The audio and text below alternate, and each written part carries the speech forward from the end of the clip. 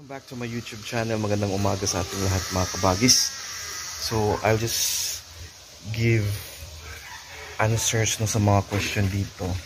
May nagtanong regarding sa ating natirang mga ginawang inahin. So, dalawa to sila ngayon.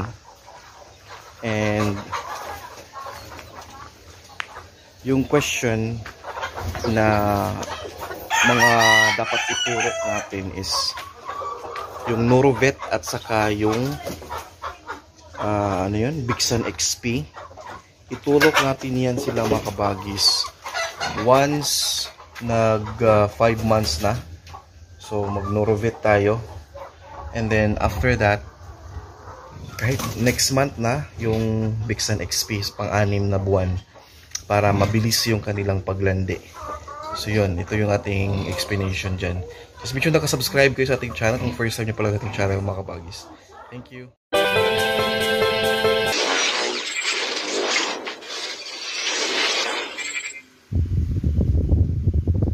Ito yung advantage kung isa na lang yung inalagaan mo, napakalinis. No? Tingnan mo yung katawan ng ginawa nating gilt. And dinayet na namin yan, hindi na ganun kataba. And then ang haba ng katawan din ng mga kabagis. So magpa 5 months na yan sa akin mula pagkabili ngayong November 11. So anytime maglalandi yan, pero hindi pa natin yan pakastahan. Mga 7 to 8 months pa yan pakastahan, katulad nung isa. Pero hinahanda natin siya in a way na pinapakain ko na yan ng inahin 1, which is yung gestating. After namin na ubos yung aming finisher, so naka-gestating na yan siya. So piniprepare natin yung katawan, and then November 11 magturok din ako ng Norovet dyan mga kabagis. Ipakita ko sa inyo kung paano yan bigyan ng Norovet. So ganyan kalaki, dapat nasa 3 ml na yan ng Norovet. Ito naman yung ating buntis.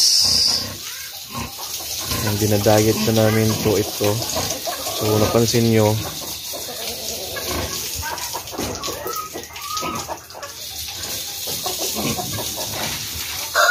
ang daming kagat ng lamok.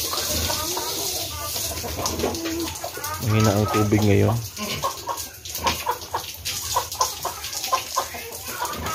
So ito ang ginagawa namin dito kabagis is pakain lang. So, kasi may nagtatanong kung may binibigay ba daw tayong mga vitamins or pinapainom. Ganito, magti 3 months na siyang buntis. Tubig, paliguan, pakain. So i-make sure lang namin na kumakain pa rin sila. Magana pa rin yung pagkain niya. So yun lang. Yun yung CR niya doon kabagis. Doon siya magwiwiwi, doon siya dudumi. Maganda. So makakonvert namin yan kapag manganak na. So anytime kung maglilinis, so doon lang pupuntahin yung mga anak para hindi mabasa.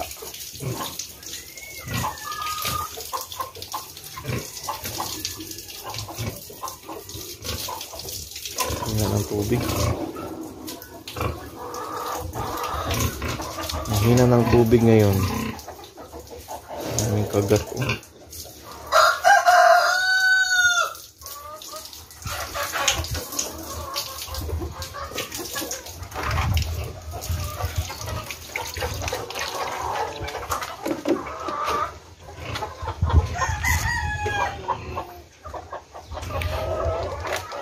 So yun lang, no? Wala tayo masyadong ginagawa mga kabagis kapag kabuntis na, no? Kain na lang talaga at tubig. Yun kasi yung pinakatanong doon kung ano yung ginagawa natin na sa ating buntis na baboy o yung sow. Pero ang ating i-make sure talaga is kumakain siya ng mabuti. Kasi kung hindi na yan naman kumakain ng mabuti, so that's the time na you really have to give something na maremedyohan yun at gagana yung pagkain nila. So ngayon wala, tubig at feeds lang. Ang pinapakain ko dyan morning 1 kilo, tapos 1 kilo din sa hapon. So twice a day na lang sila kumakain yung kapag buntis. At I don't know kasi naka-diet na yan talaga siya, pero parang ang laki pa rin ng kanyang katawan, which is siguro sa kanyang ano lang siguro yan, lahi na siguro niya yan, na ganyan na talaga ganyan kalaki yung ano niya, katawan. So yun. So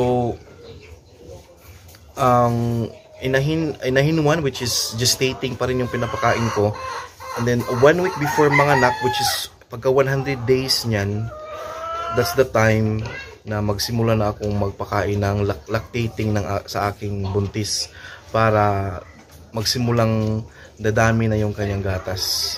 And then yung sabi nga, I have to make sure din mga kabagis na ma-injectionan siya ng antibacterial right after manganak, and also vitamins, para hindi ano yung baboy, kasi minsan mawalan na yung gatas, hindi na magpadede dahil din yan sa may lagnat after nanganak, so hindi na nabigyan ng gamot kaagad. So problema din yan mga kabagi. So yun yung advice. So yun sa mga nagtanong. And regarding naman sa gustong bibili ng mga biik ngayon, may nagtanong kung yung bumili ng biik ngayon, ito yung magandang panahon na bumili ng biik, kasi December, January, February, mag 3 months, March, yun yung mga panahon na mahal din yung mga baboy, or yung kilo ng bawat kuha nila sa mga fatteners at baboy natin. So maganda yung bumili kayo ng biik. Ngayon ako, hindi muna ako bibili ng biik, kasi yun nga, inihintay ko mga anak yan, yung isa.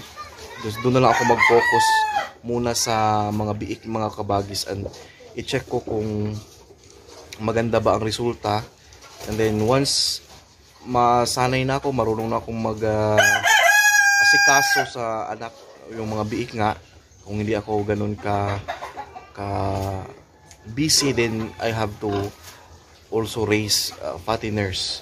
Kapag may fatteners ka, may mga biik ka, so kasi maganda dalawa yan. So after ng isa, ay alternate ko lang. Pagka anak ng isa, buntis na naman yung isa, ganun ba, mag-alternate siya para hindi ganun kadami nga sabay-sabay. So i-alternate natin every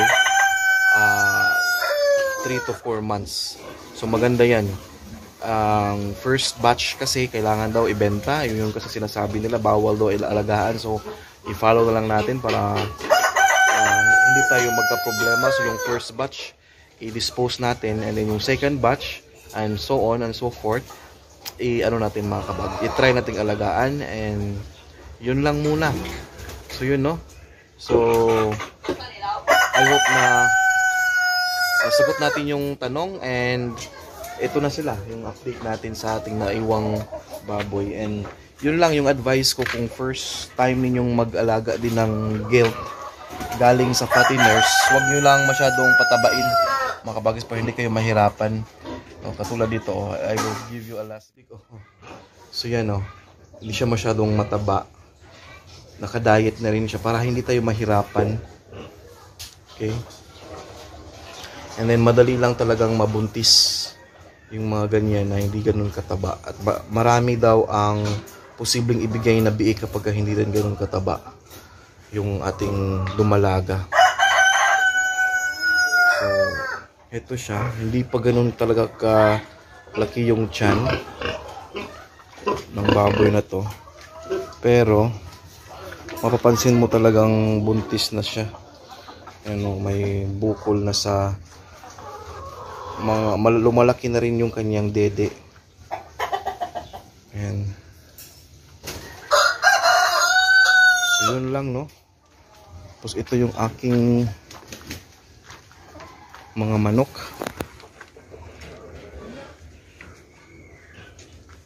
Ayan sila.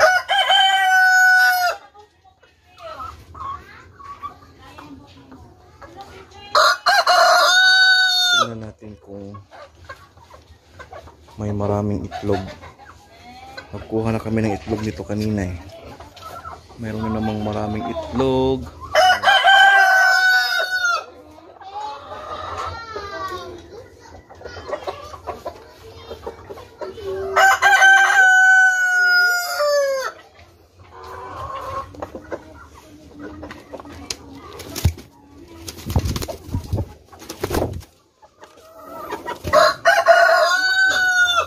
Ito yung pangit kasi kinakain ng mga lalaking manok yung itlog nila.